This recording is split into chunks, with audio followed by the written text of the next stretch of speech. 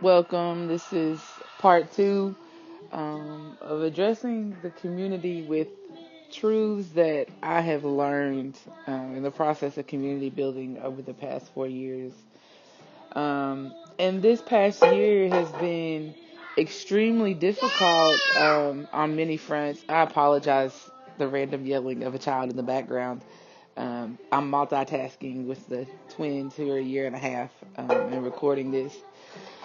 Um, this past year has been really difficult for many reasons. I mean, some of you all may follow me on Facebook and keep up with some of the stuff that I've shared over the past year, but just kind of like to bring all of it in one moment to discuss some of the things that I've dealt with this past year. One of the biggest things that I'm proud to be leaving in 2018 is the abusive relationship.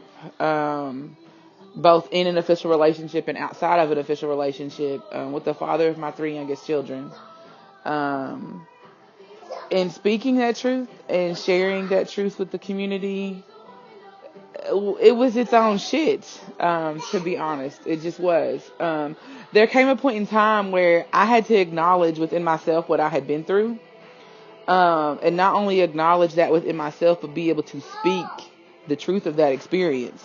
Because we can't heal what we won't acknowledge. And for me to continue to live in this box of not being able to speak the truth about that, it was hindering me significantly. Um, and that being one of the things I'm most proud to be leaving in 2018, one of my very negative experiences with that in the broader community was when I began to speak these truths, and some of the pushback from it.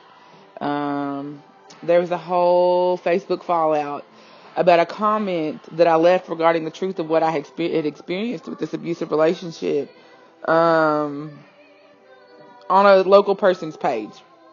Because I'm going to try my best to not speak specifically about people, because this message is not intended to be an attack or a takedown, but really an opening up to the roots within our community of division and how we begin to address those so that we can move forward. But this particular person, and several of their posse, joined in victim shaming me and dragging me to the fullest extent on social media. And even took pride in the fact in telling my former abuser that they were glad they could offer them vindication. And, it was not a pretty process. I went plumb the heck off on quite a few people. Um, and everyone's like, oh God, maybe she's not mentally stable and all this kind of stuff. No, really, like, coming out of some darkness is never a pretty process. And so in the middle of all these people acting as if they maybe might possibly be concerned about my mental well-being, they also participated in just talking the utmost shit about me, to the fullest extent. And what really just was a huge lesson for me on when you walk in spirit with intentions that flow from spirit and not ego, right?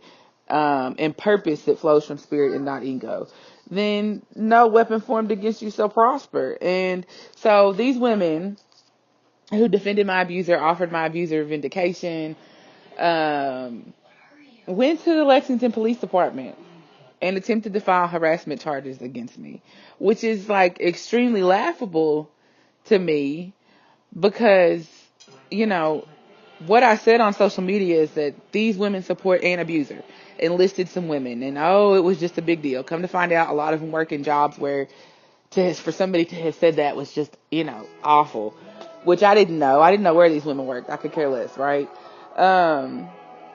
And so but they had nothing to go on. And when I spoke with the detective, he knew they had nothing to go on because what I stated was easily provable. So that's not harassment. That's not defamation. That's not, federal charges like they tried to put out there, anything like this. So, but coming out of that, while simultaneously dealing with, a member in the community who showed up at my house to threaten me and my children directly, Um, all of those things. And then on top of that, within the same time period, there was a community member or group of community members. I'll never know the truth of who it was because they won't reveal that information to me. Called Child Protective Services on me. Anybody who follows me knows that, like, I use the hashtag Raising Revolutionaries to encompass all of what it is I feel goes into raising a child, that is of utmost importance, right? To nurture their spirit, and their awareness of spirit. And so that was like a really low blow. That was a really, really low blow. But needless to say, with all of those things, me and my children are together. We're safe. We're taken care of. And we've all come out of this. My older children, who have an ability to understand more so than my toddlers, have come out of this with like a deeper love and deeper appreciation for each other. So in those situations where people meant the bad for me, meant destruction upon me, all of these things, we triumphed as a family. And it's given me a lot of pause, in these last few months to still have this lingering issue with one person in particular, right? And knowing that how I deal with this friction, with this discontent, bears a lot on this calling that I'm stepping into. Away from taking to the streets and having the bullhorn and shutting shit down, and showing up at city council and, calling out the local police and calling out local politicians and what have you. My focus is now, as you see me use the hashtag welcoming spirit home. Like, how do we foster other people being able to see spirit within themselves, but then also spirit within everything around them? And in stepping into that purpose, I by no means have this master key and master understanding of ensuring that I do that at all times. These past few weeks and few months, and dealing with this most recent friction has tested me at many points. It's almost like the universe was like, okay, you're stepping into a higher purpose. You're going to let go of some of that can't get right, and that petty. Well, here's your test. Here's your test. And so that's what's really initiated me wanting to share some of these things with the community, is that I feel like I'm at a point where, I've learned all of these things through the crazy ass year that 2018 has been. And then also through the other years that I've been doing community organizing. And we're at a point where these things have to begin to be applied. We have to be able to see the common humanity in all of us.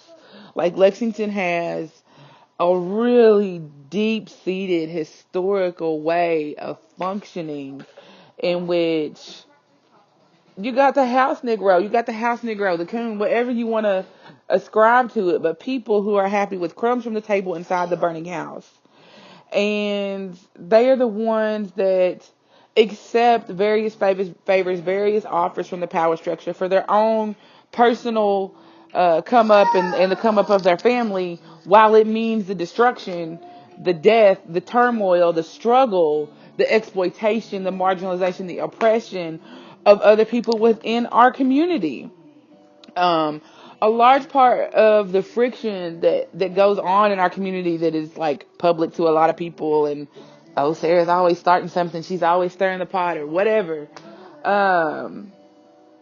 The friction that exists there is grounded in the fact that, if how you operate does not allow for me or others, several of us, to not be free, to not live in self-determination and self-love and just exist without the bullshit and the boxes, then that needs to be addressed. And it's never about like the takedown of an individual, the ruining of an individual.